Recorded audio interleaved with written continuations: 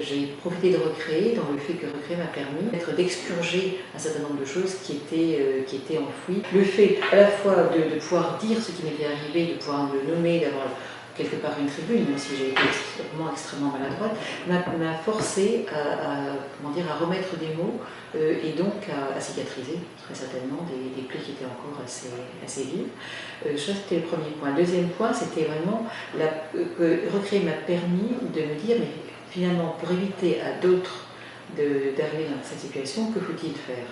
Et comment peut-on structurer une action vis-à-vis de tiers dans la semaine ou les 15 jours ou le mois qui précèdent le dépôt de bilan, de façon à leur permettre d'être dans la meilleure position pour savoir ensuite ce vers quoi ils vont aller. Et définir si oui ou non ils doivent jeter l'éponge ou s'ils ont une chance vraiment de rebondir. Je pense que les colloques aident des entrepreneurs qui sont en situation de fragilité, d'entendre un écho et de se dire tiens mais là peut-être que je peux poser des questions, peut-être que je peux avoir des réponses.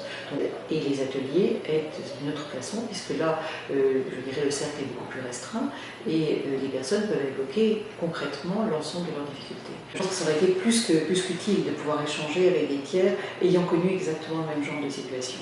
Parce que je pense que le fait de nommer chaque chose comme je les vivais, aurait été extrêmement utile, alors que je l'ai nommé, mais d'une façon différente par rapport aux différents interlocuteurs extérieurs qui étaient là. Dans le cadre de ces ateliers, on peut vraiment appeler chacune des difficultés par son nom tel qu'on le ressent. Et je crois que c'est un élément important. Donc c'est vrai que j'aurais aimé connaître Recréer à ce moment-là, j'aurais aimé avoir compris surtout à quel point le fait d'échanger pouvait décharger d'un poids énorme qui était sur le cœur et sur les épaules. Ça ne change pas forcément le quotidien avec ses difficultés, mais ça change complètement la façon de le vivre et de se dire finalement je ne suis pas seule, d'autres personnes partagent et vivent le même genre de difficultés à la même période, et à plusieurs, on est plus fort pour faire changer cette spirale dans laquelle on a été enfermé.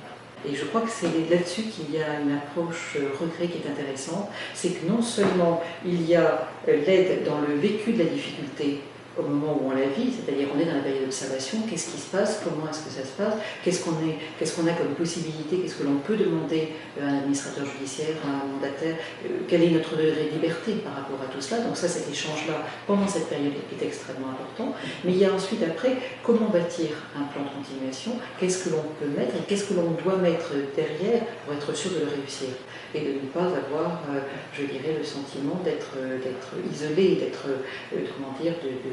de construire quelque chose qui serait trop fragile.